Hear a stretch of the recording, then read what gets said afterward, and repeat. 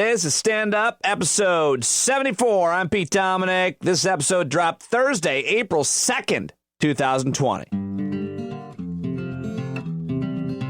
Hey guys, today's show is a little different, or maybe a lot different than normal, because it's just me calling up listeners, subscribers to the show and checking in with them, chatting with them about how things are going. I reached out to my paid subscribers on Patreon and asked who would be available to talk, and I was excited and happy to have 20 or so of the over 500 now paid subscribers respond that they could, and I got to 6 of them before it ran out of time, and I just had fascinating conversations, I thought, about what we're all going through together. And I got an email from Isaac, who's been listening to my show since 2009, and he wrote, "Hey Pete, I just want to drop a quick note to say I really appreciate the work you're doing on the podcast. I think you have exactly the right set of skills for this moment. You have humor, humility, honesty, and a lot of really interesting friends. When I listen to your conversations, I'm reminded of the following points. We need to stay informed. We need to remember that we are a community, and whether we like it or not, we're in this together." Yeah, Isaac, it was great talking to you tonight. That is one I actually didn't tape. I called him after I was done taping.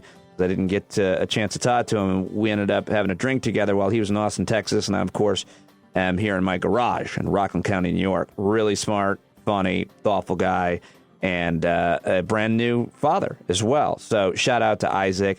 And to everybody else who is listening and enjoying this show.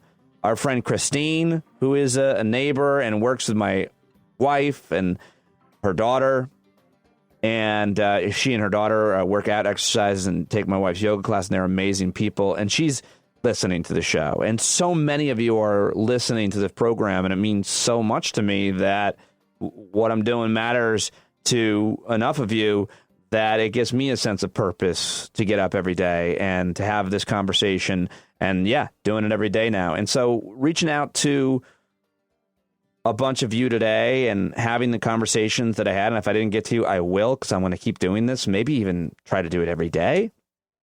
I don't know what you think of these conversations that you're about to hear, but I talked to a pretty diverse group of people, and going through really interesting and different situations. Susan is recovering from breast cancer.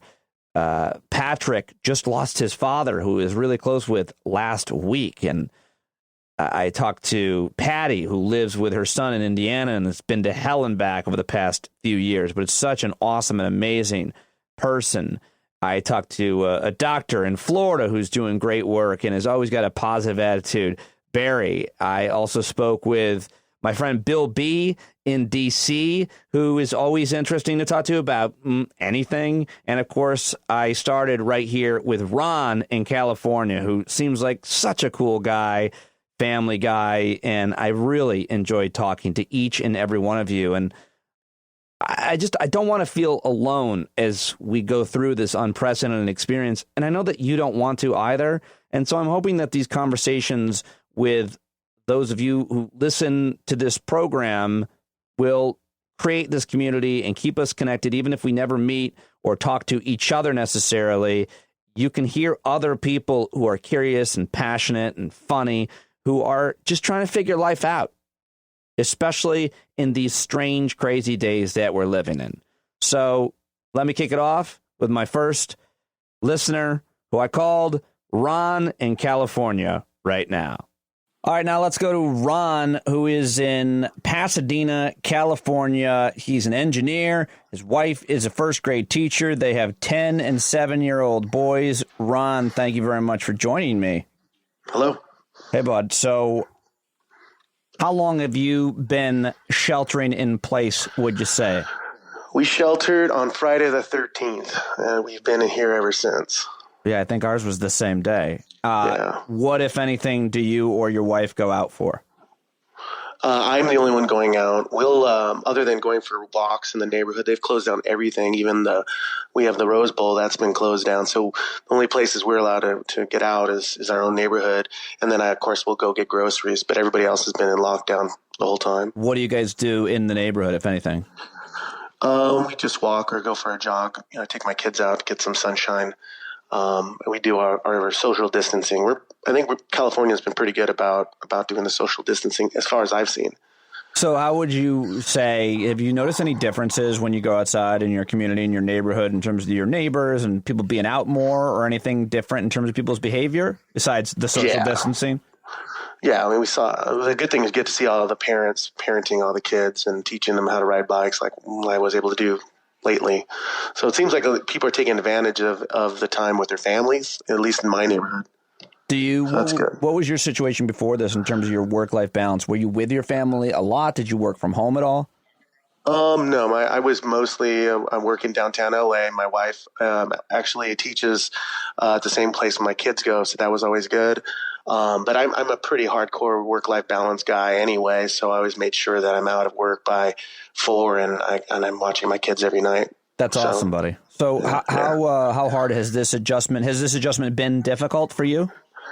Me personally, I mean, other than being cooped up, it hasn't been impossible. Work isn't very productive because, you have to use all the online stuff, but we're getting things done in my company. It's really challenging for my wife as an educator. That's been really hard. So she teaches first grade public school? Mm-hmm. Yes. And what have been the challenges for her?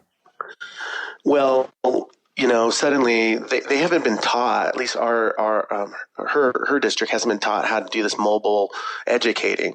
So I think some people have used the term you're flying the plane while you're building it. Right. So she's got to learn how to use all these applications, this Google Classrooms, this one, that one. She's got to be the IT person on her computer, which sometimes works and sometimes doesn't.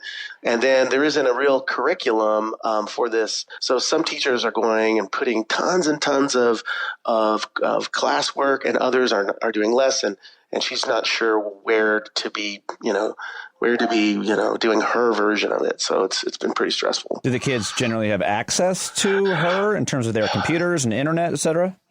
We're all sharing, so I think we need to get them 2 laptops because we're all trying to use all these multiple devices. But you mean your kids? I meant her students. My kids, her students, yeah. So the school's been good about getting all the kids' Chromebooks and getting them access.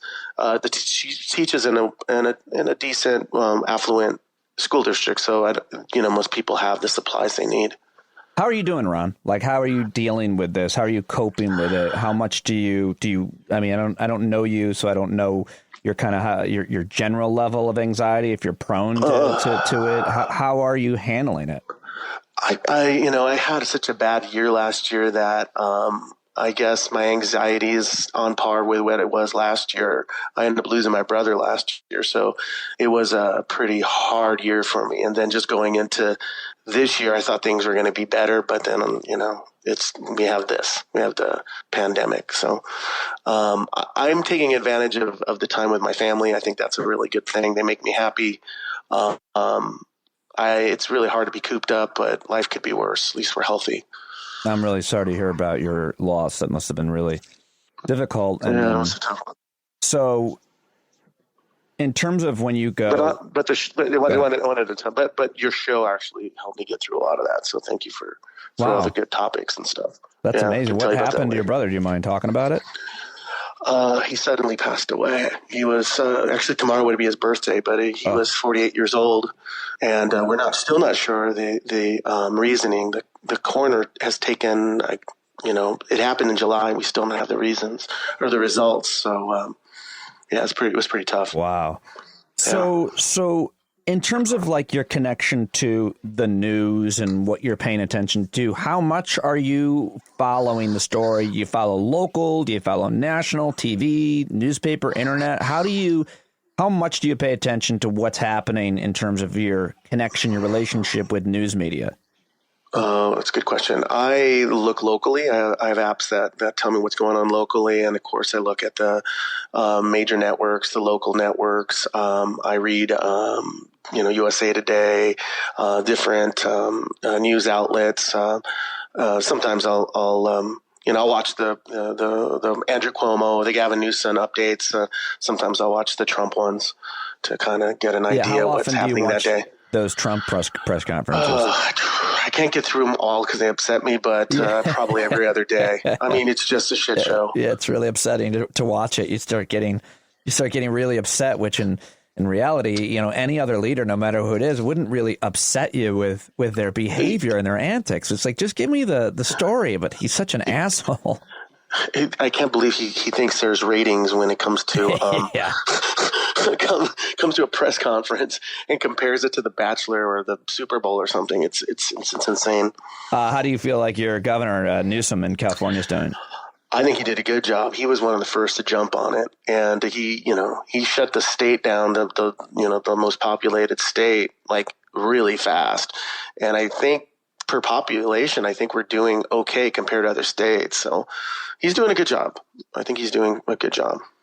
How's this is going to air, so maybe you don't want to answer this, but how's your marriage doing? Like, my wife and I are pretty much on cruise control. Like, we're not connecting as much as I would hope to. She's really busy. I'm really busy. And I don't know. How about you? Me and my wife are really close. So, just generally always. Yeah, not always, but right now we are in a really good period of time. We're balancing the house workload together and the kids together, and then of course making sure we have time for ourselves so that we can be there for each other. So we're doing really well. I know. Is there anything that you do that you could suggest to me or anybody else listening? Like, do you guys have any kind of concrete exercise of, this is the time we're going to talk, connect, take a walk, be intimate?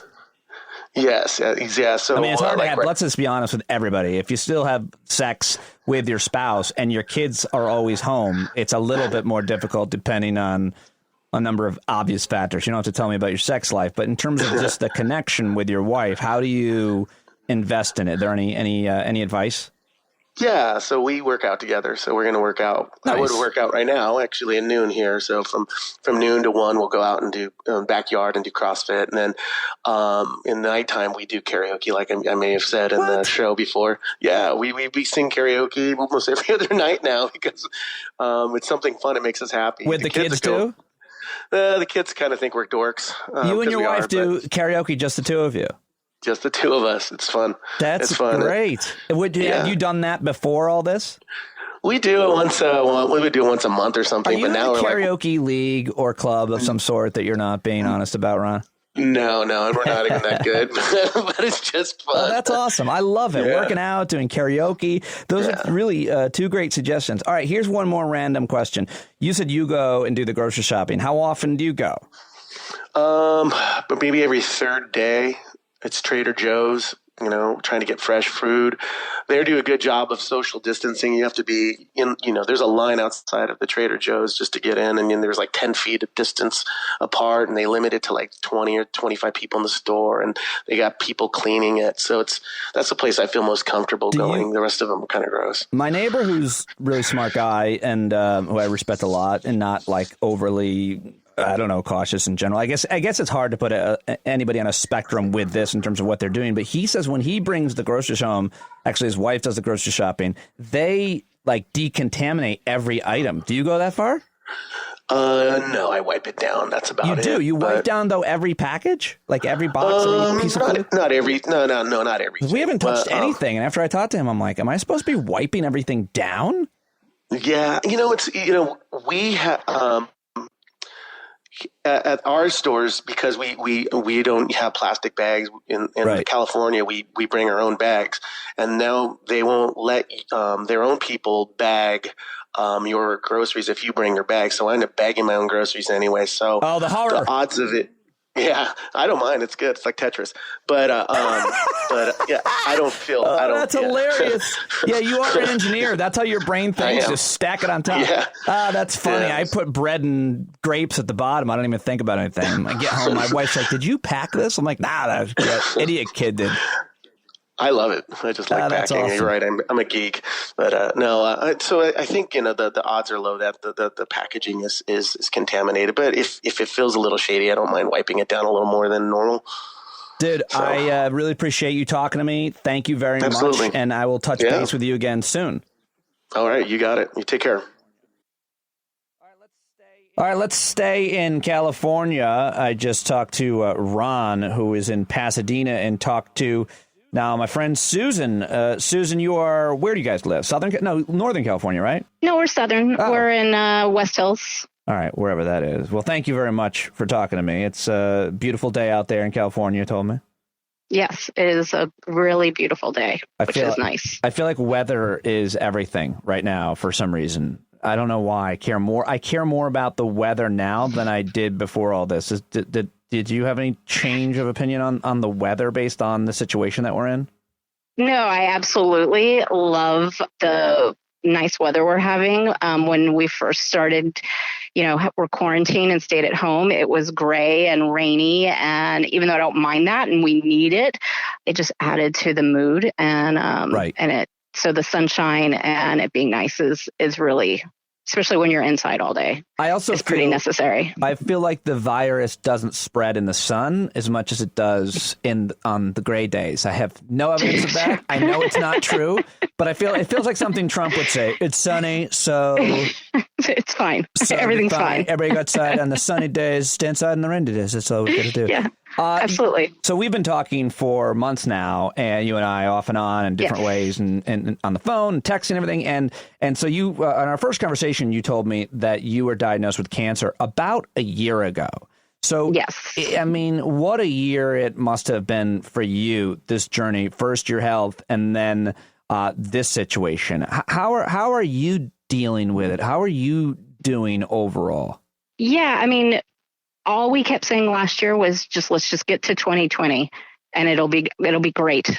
And that was kind of, we got it slapped in the face with that one. But I think, and I've talked to a couple of other friends of mine who have gone through a similar cancer that I have, we kind of, our cancer treatments and diagnosis and everything kind of prepared at least our families for what it would be like during what we're dealing with now, because there was we had to be more careful about washing hands when I was going through chemo, and we kind of isolated myself from everyone else in the family during, like the week that I had my chemo treatment. So we were kind of oddly prepared for all this.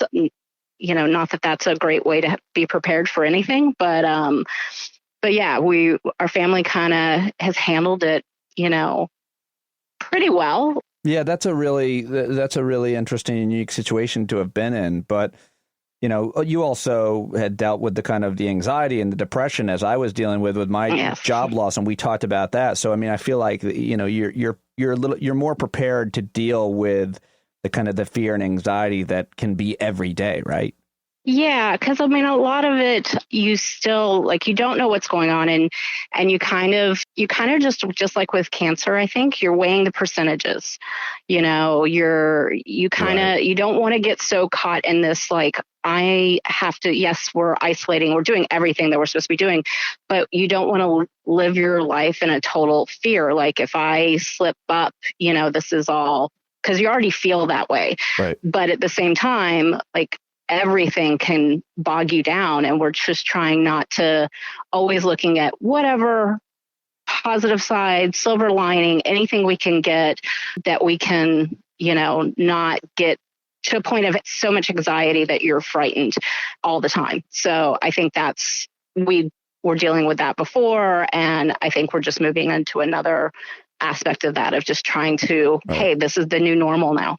So what about your treatment schedule? How often are you still going and getting different treatments? Well, I'm done with chemo, but I still need to go in every 3 weeks for another medication, and every 3 months for a shot that I have to take. And so last week I did go to the actual hospital, and I felt like they were doing a really good job of keeping people distanced. And I knew that when the oncology department, they were always dealing with people being sick already, and how that, the chemo just drains your, immune system. So everything was always clean and, as it should be, and how it has to be. So I didn't have a lot of fear going in there. But they are moving all the oncology appointments to another building, so you don't have to go into the hospital. So the next time I go, it will, be less surrounded with, people that possibly need to be in the hospital more than All me. That so being said, were you still nervous to go to the hospital to get that treatment, or did you feel like they were taking care of you? I felt like they were taking care of me. I mean, I didn't go in the elevator. That was the only thing I think I chose to do differently than other people. I don't know what they were doing to. That's a smart move. You don't want to be in the elevator when someone sneezes. No, so I walked up 4 flights of stairs, so that was fine. So you are married. You've got two kids, teenagers, a boy and a girl. How has the family dynamic been? Again, I think we've been doing really well with this because we were kind of already used to kind of being isolated, teenagers. So they're always in the room anyway, for the most part. And my husband and I both are working from home, and everyone just kind of has their own little spot. Everyone's got their school set up in different rooms. The kids don't go in their bedrooms while they're doing schoolwork because I figured they'd be too distracted. Oh, you're way better than me. My daughter's in bed under the covers, lying down, not sitting up, lying down with her laptop. I've done nothing. Both of them. I'm not even looking. I'm like, I don't care. I haven't figured it out yet. So, all right, maybe we should do that. I got to get her out of the bed. That was my only thing. They didn't like it at first. My son, he now can kind of do things on his own schedule. So he's better working later in the day and, like after dinner, and he'll get all his work done because he's a senior and he had only he was taking like 5 classes anyway. My daughter has struggled with it a little more. This is when we kind of discovered she really needs to have that stability of school, of a schedule, because she's pretty much a straight A student, and she missed something and got really upset and really down on herself for it. And we just said, look, you just need to, at 8 a.m. you're ready to go. You're sitting there. She does like her first 3 classes, and then she takes a break and lunch, and now we all go for a walk at lunchtime. And then you guys are too good. I feel like you're setting the bar high. You guys, you go for a family walk at lunchtime is pretty impressive. Everyone but my husband, he's still working at that point. Really? But I've at been least trying to get Val to go for a walk with me for like a week. She's like, sorry, I gotta do this, that. It's like scheduling things is been difficult for us. But my husband and I will do on the weekends. So, I mean, it's definitely been different because, because of my immune system being compromised, and we didn't know who possibly in the family could have had it. We have not slept in the same room for about 2 weeks. So we wanted to give that full period of time to go through without, you're just laying there and cough on the other person and you're breathing in all that stuff. So I was just like, we've stayed apart. It's been over 2 weeks now since we've been around other people. So I'll tell you, I mean, my wife and I haven't slept in the same room for like over a year, and I highly recommend it. It's we had such better sleep because we do sleep better. It's really we've been so conditioned. Anyway, all right. So what about have you made any discoveries? Any different experiences, practices, diet, exercise? You find any shows that you want to recommend? A book? What have you discovered, if anything? That's the part that's where I will feel kind of bad about, is because I work still 9 to 5 during the day at home, and just because I'm at home doesn't mean I can't stop working during those hours. And then, on the weekends, I'm just kind of ready to veg out. And I usually go back to some old, fun sitcoms that I like. Oh, all right. That's, keeps me happy. Yeah, no, I mean, whatever. That's really what the question I should be asking for. Before I go to bed every night, I highly recommend that people don't watch the news before they go to bed. Because it makes it harder to sleep, and you can have bad dreams, and just gives you anxiety before you go to bed. So my thing has been watching YouTube gardening videos. And nice. I like get so happy, and I stay up too late watching them, but it makes me feel really good before I go to bed. So what are you watching? Are you watching like Family Ties or something? What are these old sitcoms? So, well, not that old, just that I've seen them a million times. Like old. right now, a New Girl is my go-to. I don't even know that.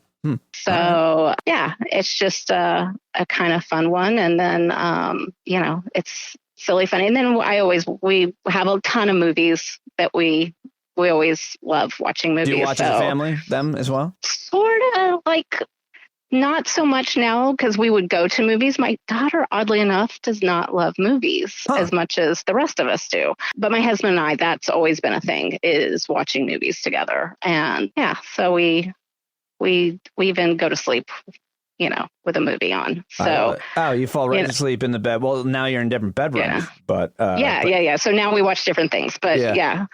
And you're not watching the Tiger King?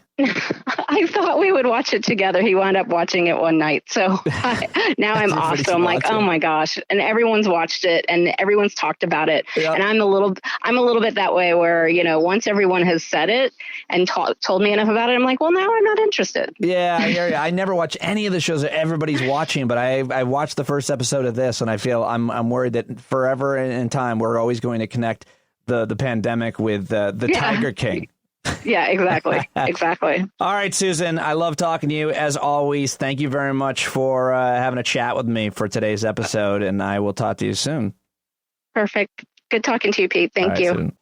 All right, now I've got Patrick, who is in Michigan, and he is an attorney, and he is sheltering in place with his stepdaughters, who are 16 and 18, and his wife. Do I have that right? You're correct, Pete. Thanks for joining me, buddy. How long have you guys been isolating there in Michigan? Do you know about the last time you saw people, went out? I think I snuck into my office 2 weeks ago to get the checkbook and to scan a couple papers into the network. My office, it's me and my partner, and my secretary works from home already. She was already remote from home. Right. So it's actually not that bad, except for the fact that courts are closed. So I can't go to court. Yeah. What does that mean for practicing law when the courts are closed? I mean, everything. Well, so my practice is I do disability cases. I represent workers in workers' comp and Social Security cases. Okay.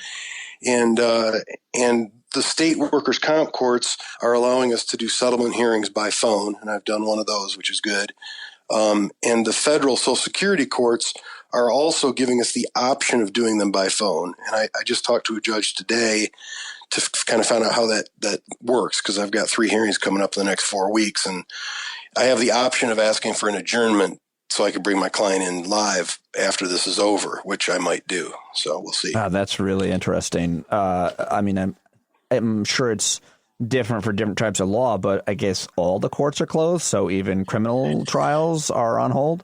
All trials are on hold. I have no idea. I just know in my practice that you can't, and it's kind of funny because a lot of my business was driving to court, sitting around waiting for a judge to do something, and driving back from court. So you end up, doing all the other things you do, and wow, your workday's done at noon. Because you didn't spend all the other wasted time. Yeah, that's interesting. So how are things going there in Michigan, do you think, in terms of like the virus, how it's spreading and how the government's handling it? What do you think of your governor there, Gretchen Whitmer? I'm a big supporter. Trump calls her that lady, that woman. That woman from Michigan. I actually bought the women in my household T-shirts that say "that woman from Michigan." Oh, that's hilarious, Patrick. You're selling them. That's awesome. Yes, because I'm a Democrat. I support Gretchen Whitmer, and I think she is doing a good job. And she expressed some frustration with the federal, kind of the lag time with the federal response. But I don't know. I don't know. I guess I'm not going crazy about fighting the federal response on this, because I think arguing over that right now doesn't make a difference. It's going forward what we do now, right? Right. Yeah. I mean, you can look at it any number of ways, I suppose. So you are there with your wife and your stepdaughters. You're celebrating, by the way, your 10th anniversary, wedding anniversary. Congratulations. Today? Yeah. Today, April Fool's Day, because, second marriages, only fools would do that, right? Well done, sir. Are you doing anything like a sheltering in place anniversary celebration or anything? Are you having friends over to keep 10 feet away or something? Well, actually, what we were going to do is get takeout from the restaurant we went to when we got married, but they're not open on Wednesdays now for takeout, only Thursday through Saturday. So I think we'll probably end up having a nice dinner tomorrow night at home, and tonight just have leftovers like we have been. You told me last week, I guess, shortly after it happened, that your dad suddenly passed away, which was obviously tragic for your family, and I'm really sorry to hear that. But I mean, how do you deal with a tragedy during something like this? I mean, it must have made everything much more difficult. I mean, what about a funeral? Yeah, it's been really hard, and my parents, they made plans a long time ago. A lot of old people don't do that, but they really had plans set in place, and both my parents wanted their bodies donated to science and didn't, really need to do anything else other than that. Oh, a client's calling. Yeah, no, that's the house phone, so my wife will get in the other room. So when Dad died and I went over to they live in a senior living facility. I went over there, my mom showed me where all the paperwork was, and that company that's supposed to come and take the body and donate it to science was not accepting people because of the virus. They were actually headquartered in Portland, Oregon, I think. And so I called a friend of mine from college who owns a funeral home here in Michigan, and he sent his guys out to get Dad's body and arrange for cremation. And that's all we can do now. I mean, there's an obituary, and I've been notifying their friends and things like that, because my mom's got a hard time understanding and finding her words, and it's difficult for her to talk to them. Wow. I mean, I don't know. I mean, did you, when that happened, were you like, really now? I mean, how did you mentally, psychologically deal with that? Was it just, I mean, that's the kind of thing. I've been knocked down a few times this past year, and it's tough when you get a couple punches in a row. Yeah, and I know you are really close with your dad, and I was that with my dad. Oh man, I'm so sorry. And so when you get a call from the senior living people, never going to be good. They're not going to call at 1:30 in the afternoon to say, how's it going? Right. So the lady told me on the phone, your dad passed away. Like, I was prepared for her to say, your dad fell, or, he's sick and can you come get him? Because they're only 5 miles away from me. But no, she said he passed away, and he was still warm when I got there. It was all just fresh. And my brother's 5 hours away, so he had to drive down the next day. And it's just been rough. And, God bless my stepdaughters. My youngest stepdaughter gave up her room to keep my mom here for a week, and then I moved her back over there. Oh man, that's really tough. That puts things into perspective for sure. You also have a daughter from your first marriage who's 21. Is that right? Yeah, she's 21. She lives here in town, but in her own house, and so I've talked to her, and she's safe. And what I want is for her, because she's out of a job right now, I want her to quarantine for 10 or 12 days and then be available to go over and help with my mom. That'd be great. Yeah, that'd be awesome to have that kind of support. What have you discovered, if anything, Patrick, during this time? Obviously, the loss of your father paints everything differently, and will be the most important event, I'm sure, as you look back. But is there anything that you've discovered in terms of yourself, your own the way of life, reconnecting with anybody, a new TV show? What discoveries, if anything, have you made? Well, I'd say this, my wife and I are great together, and I think like a lot of couples, we're great because we're kind of really different people. Mm-hmm.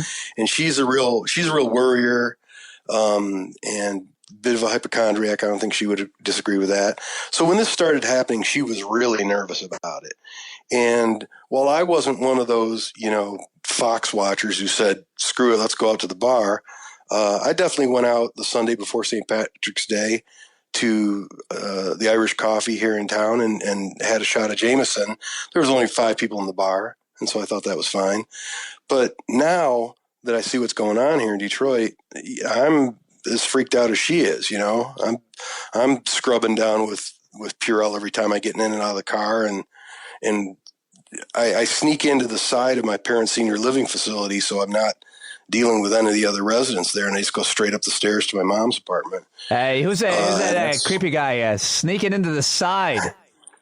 Who's that guy? I'm not going to name the place, but I'm grateful that the director of the place told me I could do that. Guy keeps using the side door over here. Who's this guy?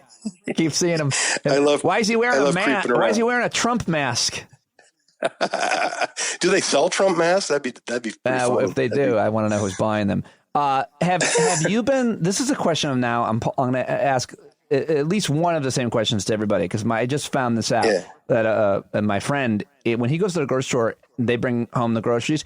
They wipe everything down. Patrick, are you doing that? I haven't wiped anything down. Yes, you do. You wipe every item down with what? When I say you, my wife does. Yeah. So I bring the groceries in and I put them on the island in the kitchen, and she has a solution of, I don't know if it's vinegar or a lightly bleached solution, and she wipes everything down before it goes off the island and into the fridge. Everybody's wiping everything down. I feel like in my poll so far, I'm the only one. Well, Detroit is really bad. Is it weird that I lick every product before I put it away? But that's the thing. Before this, I was absolutely a doorknob licker. Before this, I was one of those guys who, hey, rub some dirt on it. You know what I mean? Any exposure is going to make you stronger. Man, this is, and I live about 600 yards from a really big hospital, and so there's a ton of people around here that work at the hospital. So what have you done to celebrate them? Are you out there clapping every day and holding up signs? I give a head nod in the morning when I see some of them walk down our street to go to work. And I heard on your show. I heard you recording the people giving them rounds of applause, and that's cool. I haven't seen that by my house, but I don't really know what shift change is. So no, I haven't seen that. Well, I know that a union president that I'm friends with, his daughter is an ER nurse, and she's put a couple things on Facebook about what they're going through, and it's not pretty. Crazy. I don't want to. I'm limiting how much of that I'm taking in and sharing necessarily. You just know how tough it is, and do everything you can to support them. What obviously, I guess the loss of your father has been the hardest thing. I was going to ask what's the hardest thing. I'm asking everybody, but anything else that you would say that's like a challenging or that's even a reward? Well, I almost feel guilty talking about the good things I'm discovering and things that make me happy. Well, okay, here's the flip side of that coin. If this was a regular week, I'd be in court every morning from 9 till noon at least. And now, because I'm working from home, there's no reason I can't take the laptop over to mom's place and work from home there and help her out. So that's, kind of a weird blessing, I guess. That's great. No, that's a great thing. I mean, everybody's adapting and they're often spending more time with family, which you don't normally get. Awesome. Patrick, thank you very much for talking to me. I really appreciate it. I'll touch base with you again soon. And again, really sorry for your loss and your family struggle during this already difficult time.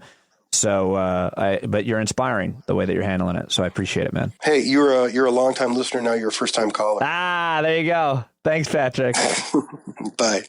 All right, we go from California to Michigan. Now let's head down to Florida, where I've got Dr. Barry. I'm not saying everybody's last name, but he's a physician. His name is Barry. He lives down in Florida, and I've been connecting with him for a while. Great to have you. Thanks for joining me, pal. Thanks for having me, Pete. So you're a physician, but tell us a little bit about the work that you've been doing. I stopped clinical practice when I moved back to Florida in 2005 and switched over to doing only tobacco prevention programs for kids. I'm a pediatrician by training. So I started a nonprofit and pretty much have a very small, I have about 20 employees that work throughout the state of Florida, and I work out of a small office here where I live outside Parkland. And so, I haven't been too impacted. I've lost a lot of speaking gigs or educational kind of programs that I do. But most of my work I can do pretty much anywhere. And so I've been kind of homebound over the last week. We haven't been sheltered at home until today. We just got the announcement that the governor's going to finally put us at home. Finally. Yeah. Big delay, a big problem down here because, I want to talk to you about that, but what's the name of your program again? I want to plug it. My foundation is the Quit Doc Foundation, and Quit Doc. It's Quit Doc, QUIT, and then DOC, short for doctor. Okay. And my partner's a pulmonologist and did a lot of tobacco cessation over in Sarasota, so hence the name, because he works a lot with adults. And then I, as the pediatrician, do most of the prevention work with the kids. Do you know if I've heard that those who vape or smoke can have worse effects if they catch the virus? Have you heard that? Or you know anything about that? I have heard that. I haven't seen a lot of specific studies on that, but some early reports. But you would suspect that because a lot of the problem with the vaping has been inflammation and sort of bronchospasm in the lungs. So anytime you introduce a chemical to your lungs, I'm afraid you're going to run the risk of destroying the epithelial lining and putting yourself more susceptible to infections. And so it wouldn't surprise me that vaping would cause that. And but I don't have any specific, I haven't seen any specific research papers on the mechanism or anything like that. But I would certainly feel that anybody who's putting additional chemicals in their lungs is going to be at increased risk. So we were talking about Florida. You're down there in Florida. What is your opinion of how the governor in Florida, who has received a lot of criticism for not closing things down, but Florida's a weird state politically, and I don't know what your politics are, but how do you feel about this governor and the way that he's handled things there?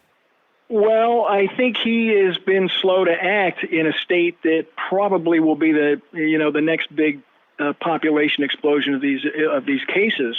I live in Broward County, which is a heavily blue county. Miami-Dade, heavily blue, is another big population center just below us, and then West Palm Beach, heavily blue, just above us. And we are the ones that have had the biggest impact from the illnesses, especially because a lot of it came right through our port on cruise ships early on. And right. I think I don't want to. We're a purple state across the board. You know what I mean? Like last governor's election was, I think, 20,000 votes separated Ron DeSantis and Andrew Gillum during that election. So this state could go either way. But I'm not saying that he specifically decided to move slowly because it was blue states that were at risk first. I think he was looking at it more like this is where the economy thrives.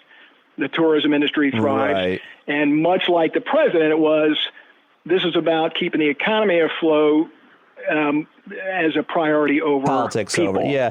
I don't feel like it was necessarily a political decision except for that.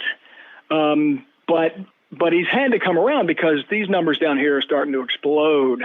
And he's going to get a lot of blowback, I think, for moving slowly. I was talking to my friend in Florida earlier this week who was saying that, in the villages and some of the retirement communities, people were not taking seriously what they're hearing from experts. You're an expert. You live in Florida. I don't understand this, Barry. I don't understand a partisan difference on, oh, my gosh, people are dying everywhere, especially people who are more susceptible, who are older. How is this? I mean, what is your read, if you have any, on how people would just be in denial of a pandemic? I don't know. Do you think that it's the Republican tact for many, many years has been kind of be anti-science? Yes, but I won't say anti-intellectual. I think that's too strong of a word. Yeah, but I don't buy that as the argument because that's true of, say, climate change where it's slow moving. Like, you can't deny bodies in the hallway. Like, how do you deny that people are getting sick and dying? I don't understand that. Yeah, I honestly don't. I don't understand it either, Pete. I really, really don't. And the difference between how, like, I've been sitting at home because I don't want to come in contact with you. I wasn't told to stay home, and I do have to run to my office and get the checkbook, or I have to go pick up my mail. But I have really limited my interactions with other people purposely. I know that looking at what's going to happen here. I live in the hotbed, right? So I've set myself aside, but to have people go out and we've heard of people having parties. We had to go to a shelter at home in my town, Parkland, because families were getting together and congregating in the front yard. And now, much like you, I think that's fantastic. I've seen more people going outside now with their kids on bikes and running than I had before, but they were literally congregating on front yards. And so our mayor in my town had to say, no, we need you to be in your home. You can't, that doesn't kind of count when you accumulate outside. And I live in a pretty well-to-do community where people, I think, take science seriously, but I think people are already stir crazy a couple of weeks into this, but I don't understand why, when you're in a at-risk population, you would expose yourself to that kind of risk by just intentionally ignoring, the science. I don't get it. You and your wife are exercise fanatics. You guys are runners, right? And, we are. And I'm wondering how, if anything, you've changed any of your behaviors, especially exercise, more or less during this time. What other discoveries? We've exercised about the same, but I will tell you a funny story about that. So we're both physicians, and there's an interesting thing that happens as you get older as a physician. You don't make a lot of friends. Like, most of my friends were friends from the past. Right. And it's sort of like, it's people you knew when you went through medical school. It's people you knew when you went through your training. And then, not that you distrust people, but then when you start making friends as a physician, you start to go, well, are people being friendly to me because they want to have a physician as their friend, or they want to pick my brain on things? It's really interesting, right? And I was always a little bit introverted anyway. So when my wife and I started running, we started having, we would go to the running group out of the running store, or we would go to the World of Beer Run Club, and we met a ton of people through running, and we made more friends and had more of a social scene with the running community than we'd ever had in the past as two physicians. It just kind of weird. That's great. It was fantastic. Well, that's all been shut off now. Right. Like, for 4 weeks, we've had all our races canceled. I coach a little bit. My wife and I both coach kind of new runners. And our season got canceled. Our last half marathon, which was last weekend, was obviously canceled. We can't go to Run Club on Tuesday. We can't go to Run Club on Thursday. And so we're running and biking as much as we would normally do, but we're not seeing anybody. Right. Well, I shouldn't say that. We're seeing a lot of people who are, the social component, like, I love the fact that when I'm sorry? The social component is gone. Yeah, we're missing the social component. So we see a lot of people out, families biking and people running that we wouldn't normally see, but we don't get to put a run together out on, say, the Everglades levee, or go down to the beach with a group, or do those kinds of things. So we're staying healthy. We're eating okay. Our exercise routines have been maintained. I don't know how we're going to have to see what this shelter-in-place kind of thing means for being able to go out on a bike now, or running, or whether I'll be relegated to the treadmill. But I'm going to try to maintain that for races in the fall. Which, by the way, it made me think of an idea, and I don't know how you feel about this, but maybe when the dust settles on all of this thing, I know you're a runner also, I'm wondering if we could find a race up near your home or in one of the counties adjacent to your county, and maybe get a bunch of the listeners to come up and do a race together up in your That's a fun activity to do. I'll do a 5K. Yeah. Well, I'll do there's tons of a few miles. Tons of races up there. It might be fun to pick one and get some of the. I don't know how far people would travel for something like that. I'd love to do that. I'd love to do anything to get people together. I've met so many amazing people through all of this. So, all right, last question, Doc. So, when you go grocery shopping, I'm asking everybody this one, and you bring home your items, do you wipe them down? Do you decontaminate the actual groceries you bring into your home? Well, I will confess that my wife has been fanatically doing that with the stuff that we're bringing into the house. She's doing it more so than I'm doing it. I'm good about decontaminating myself. I wasn't so good at decontaminating food that came in the house, but she has been fanatical about that, and good on her for thinking of those kinds of things, because I'm good about, I don't want to touch the cart, or being careful with the doorknobs and things like that. But to the stuff on the shelves, you're absolutely right. You pick these things up. Somebody else may have picked it up, looked at it, put it back. The guy putting it on the shelves at the store. We've had two Publix employees, Publix being the big shopping grocery store chain down here in Florida, and we've had two employees of Publix who've tested positive. And so, that would be some concern. And I think it's a smart idea. I will confess I didn't think of it before my wife did, but we are definitely doing it now. What is the website? Is it quitdoc.com? Is that you guys? It's quitdoc.com, QUITDOC.com. Barry, thank you so much for talking to me and for your friendship through all this. I've learned a lot from talking to you, and I appreciate you joining me today, pal. Anytime, Pete. All right. All right, let's go from Dr. Barry down in Florida to Patty in Indiana, who, when I called Patty, we'd been going back and forth and emailing. She was a longtime listener, but we hadn't spoken. And I don't think, maybe she called the show. But either way, she was so excited to hear from me, and I was so excited to be talking to her. I immediately hit record before I disappointed her.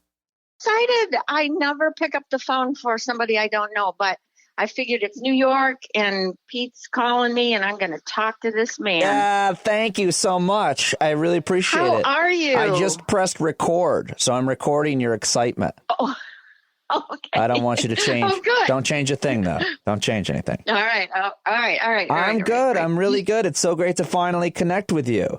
Right. I wanted you to know, and that's why I sent you the email about how important you have been in my life. I'm one of those people that are just out there in your audience and only participated by listening most of the time. I did call in once when Aaron Cower was there because I'm in healthcare, or I'm retired now. But you've just been a lifeline for me in the past few years as I've gone through some really tough times. And you continue to be now. And that's why it's so important for you to keep doing what you're doing. Well, thank you so much for saying that. Because we need it. It's hard. I'll be honest, some days, doing what I'm doing, I'm like, well, how important is what I'm doing? But as long as it's important to a handful of people, and it seems to be important to more than that, then I keep doing it. But I really appreciate it. So you live in Indiana? I live in Indiana, Northwest Indiana now. I just moved here after a sudden and unwanted divorce. And, at the age of 68, I didn't think I was going to be living with my son. But it turns out to be a blessing because we're out in the country. We're feeling pretty safe now. His wife and my 3-month-old grandson are out here. And my other son lives about 10 miles north of here. So most of my working life, I lived and worked in the Chicagoland area, though. You were I worked as a chaplain. Yes. And director of spiritual care. What's that? Well, chaplains are trained professionals who go through an enormous amount of training. You have to have a master's degree in divinity. You have to have a year-long residency.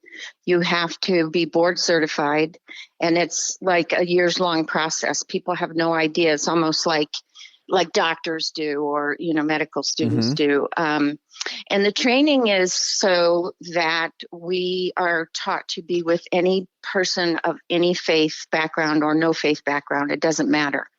Because what happens is when you're in a crisis and you or your loved one are facing a serious illness, as we see so many are today, you don't care about what that person's background is or faith. Right. You just need somebody to hold your hand, or in this case, talk to you by Skype, because that's what I'm going to be doing. They called for retired chaplains to come out of retirement to do tele-chaplaincy. And my guess is that a lot of that will be with the staff because of the isolation of the patients. It would be hard to get to the, even the electronics to get to the patients. Right.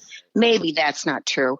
But certainly the ones that are the sickest you wouldn't get to. But, so one of the most interesting things for you is that this, I guess a few other people, this situation, this pandemic is bringing you out of retirement. Yes. You probably weren't expecting to go back to practicing what you'd done for so long. No. Well, actually, I probably, had I not been derailed by several situations in my personal life, I probably would have thought about going back at least part-time, but I haven't been able to because of these situations. Yeah. My mom passed away after I retired. It's all in what I wrote to you. So, but in this situation, I feel so strongly about using my training and my gifts in this way that it's like, it's what you just said. What can I do? Right. I may not be able to reach many people, but if I'm able to comfort one person who's losing their loved one, then that's enough. That's enough. So tell me, you and I have been corresponding a bit, and you gave me some really good advice through my challenges and recognized them, and you shared with me a lot about yours. So what advice do you give people right now how to deal with this? Because it feels like no matter who it is, even people who are trained the way you are, it's hard to know what to say because this is such an unprecedented situation. But it really does come down to, I think, fear and anxiety and being in the moment and trying to deal with all that and understand it. And if you've never dealt with those issues before, or if you're prone to it, it could be worse. Yeah. So what do you say to people right now? The chaplain's mantra is presence, and our physical presence in a room and being with a person who's frightened or feeling alone or overwhelmed or facing death or whatever it is that they're facing is the medicine. Unfortunately, we can't do that right now in person, but presence is what you're providing. You're providing people with a connection and a lifeline. And that's essentially what chaplains do. We don't have the answers. I'm not a counselor. I'm not a therapist.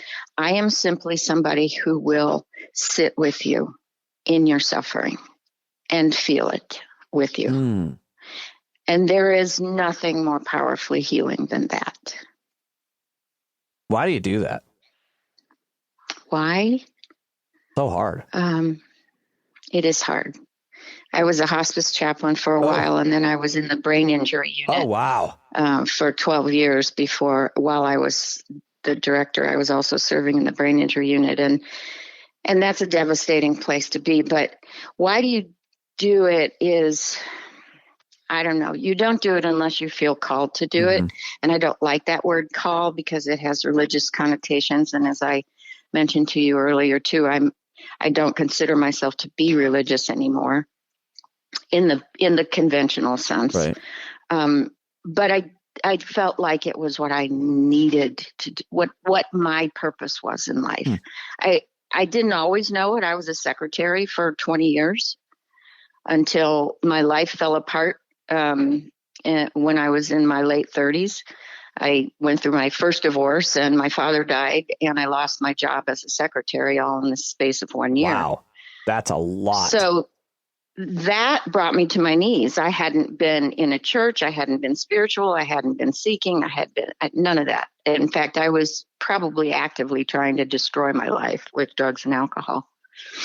But it turned me completely around, and it's a very long story, but I ended up in seminary and wrestling with organized religion the whole way through, but knowing that I just wanted to be with people. I wanted to provide the presence and the love that I have felt in my own life and what people have given me and what my spiritual beliefs have given me, even in these times. But, lest I come off sounding as like somebody who has it all figured out. You don't. I mean, I don't. No. I'm terrified. I ran out of my house the other day, Pete, because I heard that an infant died.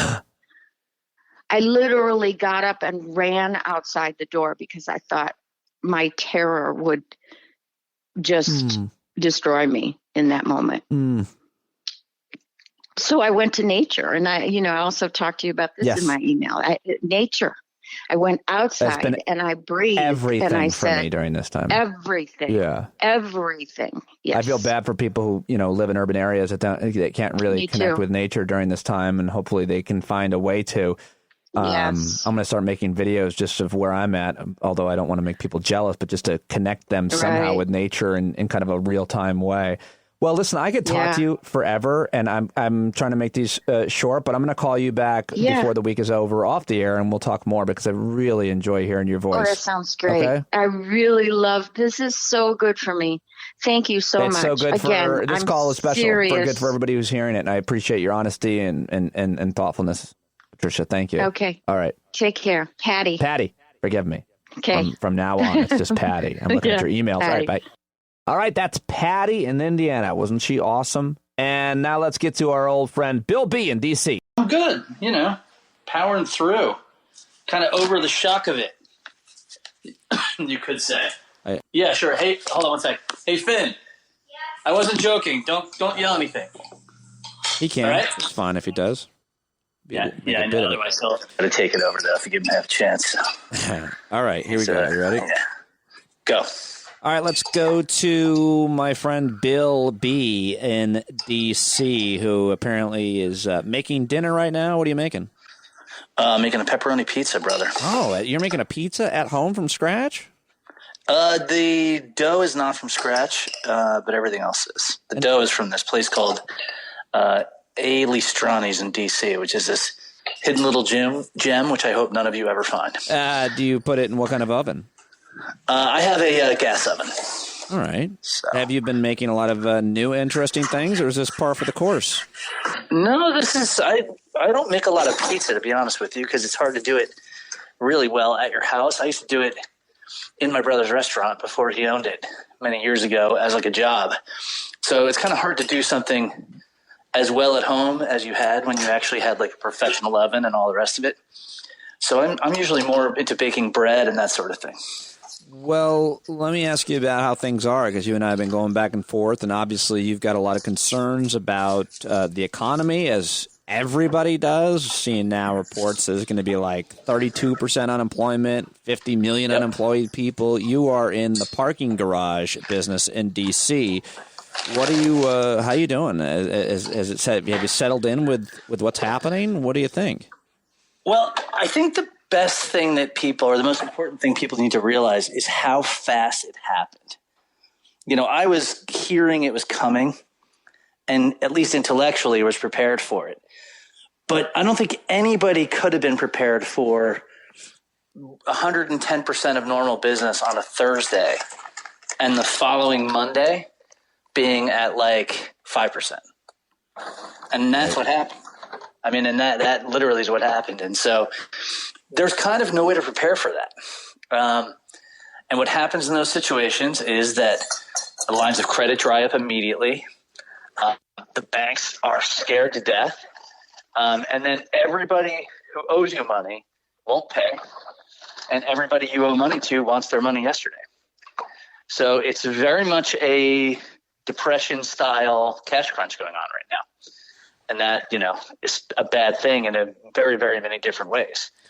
Yeah. So it was a, craziest 2 weeks of my business life for sure. Without question. And what, if anything, has sorted itself out? Well, what's happened is that because the Republicans stopped trying to give Trump that $500 billion slush fund, and because they backed off on various other things, we have bailout money heading our way.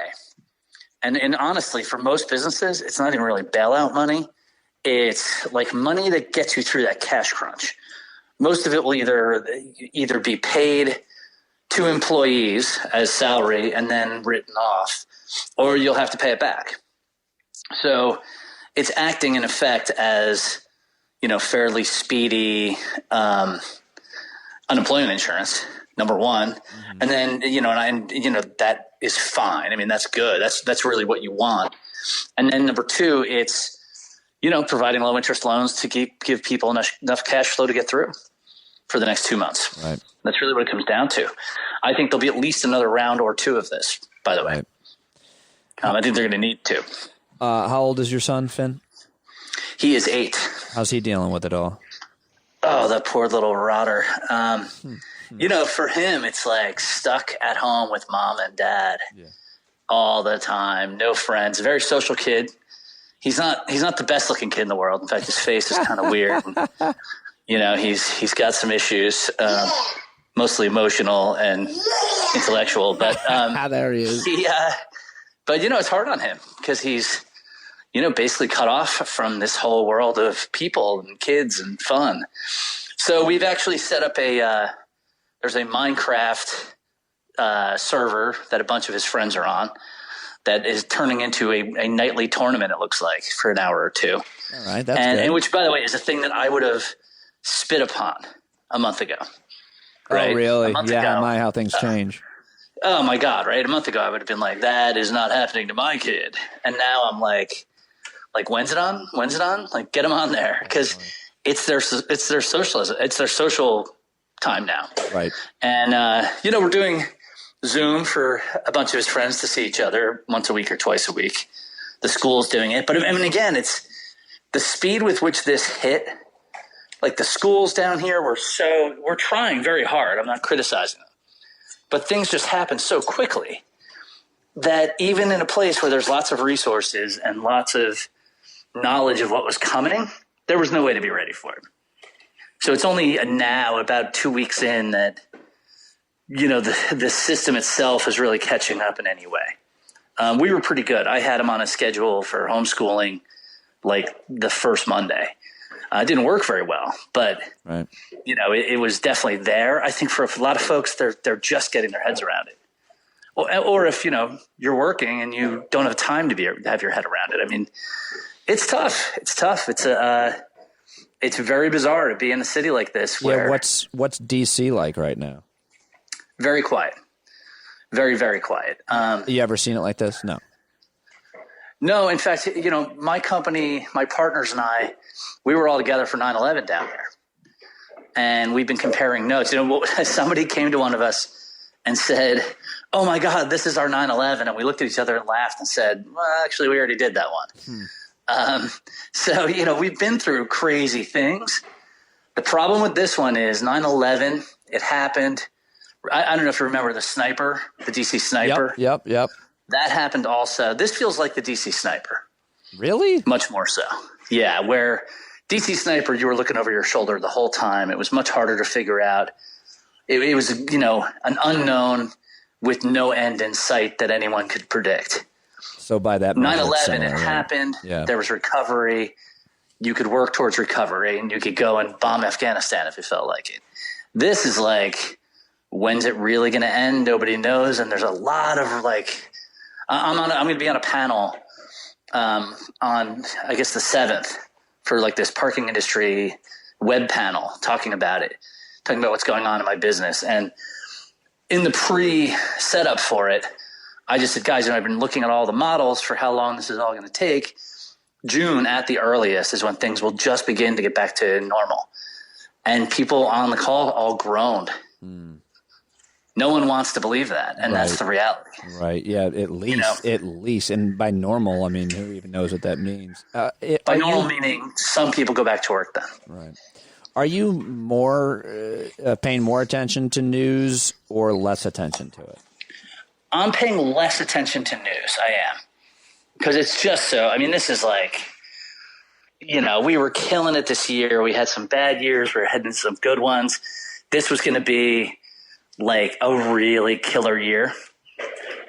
And now we're in a situation okay, hope we can get through it. Right. So it hurt. This one hurt. And that being said, I have high class problems. I have a spouse with a job. I have a kid that has no issues. I'm going to have health care no matter what happens. I'm in pretty good shape. Right. But still, it's, I look around and think a lot of things aren't going to be the same ever again. I mean, I know a ton of restaurant people in DC. I'm predicting 25% of them don't come back. Wow. And this is not the Le Diplomat or some white cloth, steakhouse downtown. I'm talking about the Lao woman who opened a place near me. I'm talking about the best Filipino restaurant maybe in the world. It's this 26-seat place near my house. They're unlikely to survive, I think. I shouldn't say that. I hope they do survive. But they're unlikely to have an easy time surviving. Right. You know people who don't have a lot of money through investors and everything else manage to scrape together $1 million, which is what it takes in D.C. to open a restaurant. And 20 years of work to get that $1 million together, they open the restaurant, and this hits 18 months later. They're probably done, a lot of those people. So this is going to be this isn't just illness. This isn't just people dying. This is broken dreams left and right. Yeah. Yeah, for sure. And it's just tough to watch. It's, me, I'm a news junkie, but I just can't. I'm amazed the networks play Trump at all. Right. Frankly, I think that's completely, it's malpractice completely. But I don't want to see him. I know I'm voting against him. I know I'll work blood, sweat, and tears for anyone. If it was Bernie, I would have done it for him. I'll certainly as hell do it for Biden. And, I don't need to know much else. I think it's pretty clear to all of us how bad it is and how bad he helped make it big, because this would not have been a huge deal if it had been dealt with in January. Well, still would have been a huge deal, but it wouldn't have been nearly potentially as bad, I think it's fair to say. And it would not have trashed the economy for sure. You don't think so? Nope. I think it would have been a hard 2 months. This is going to be a hard 6. What is your political analysis? How does this affect the election? I mean, there's no way the economy bounces back that much by October, November, election time. Well, and, even if it does, that doesn't necessarily not dispositive of anything. I mean, George Bush Sr. in his first term had a terrible economy in the summer. The economy had bounced back in the fall, and he lost to Bill Clinton. So, it all depends on when the opinion solidifies. In Trump's case, he should have had, in any normal presidency, a big rally around the flag effect. I mean, Jimmy Carter, he went from a 32% approval rating before the Iran hostage crisis to 62% immediately after it began. He doubled. Trump has kind of, stumbled his way up 4 or 5 points, maybe. And there's already signs that that's fading. So I think in political terms, this kind of encapsulates exactly why he's bad. It's because he can't do the job. He's not particularly interested in doing the job.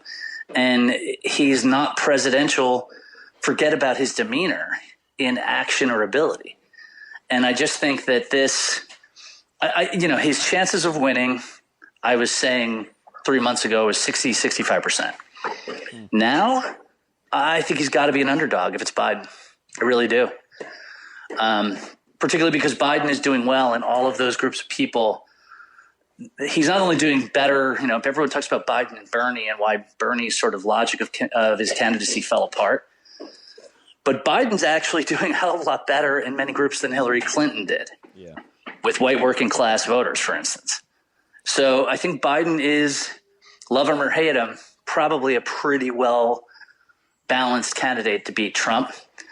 And I think that Trump, if I were Trump right now, I'd be awfully worried because I'm not sure there's enough money, enough advertising in the world to get around 200,000 people, 140,000 people dying in a plague. Right.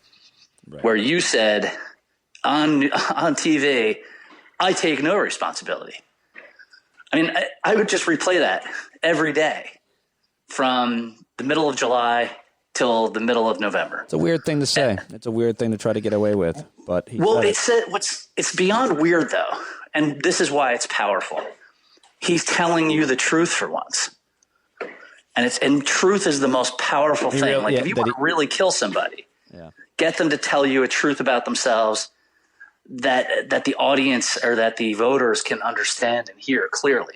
When Trump says that, even his own supporters don't go, he didn't really mean it that way. Right? All right, I got to go, but I'm doing these quick, but I do want to ask you the same question I'm asking everybody, pretty much. I think I might have forgotten one or two, but are you, how much are you going out if you're getting groceries, do you disinfect your groceries? Do you wipe them down? We were not doing that. You can hear me moving my pizza right now, by the way. We were not doing that. We started doing it this week. I think the grocery store, at least in the city, is probably one of the places you ought to wear a mask. Why is that? That would be because you get everybody there. It's the only place left that is the crossroads for everyone. Right. And you're going to get the people with good habits and people with bad habits. So we are wiping down our groceries and we are wearing a mask at the grocery store. All right, buddy. Thank you for talking to me. I'll check in with you again soon. Appreciate your analysis, your thoughts, and enjoy the pizza. Send me pictures. Right. Send me pictures. I'll send it to you in about 2 seconds. All right, later. Later. So that's it. great conversations with great people that none of which I've ever met except for Bill B in D.C. Ron in California, Susan also in California, Patrick is in Michigan, Barry is in Florida, Patty was in Indiana, and of course Bill B in D.C. So many of the rest of you reached out and are open to chatting, and I'll continue these conversations with you and branch them out and broaden them about your fears, your concerns, and what you see, what help you need, what help you've been given, etc. So thank you very much to all of the people who joined me, and I look forward to talking to you a lot more. If you'd be interested in chatting, definitely hit me up. Just email me, standupwithpete@gmail.com, or DM me on Twitter. That's the second best way to reach me. Thanks very much for tuning in today, for supporting the show with a paid subscription on Patreon. You can check that out in the show notes. More and more people are, in fact, signing up every day, even still, and I must be doing something right, or we must be doing something right. Thanks for all of your help, and I will talk to you tomorrow. Christian Finnegan is going to join me, and who else? We'll see. Hang in there, everybody. Stay close, stay together, keep in touch. I love you.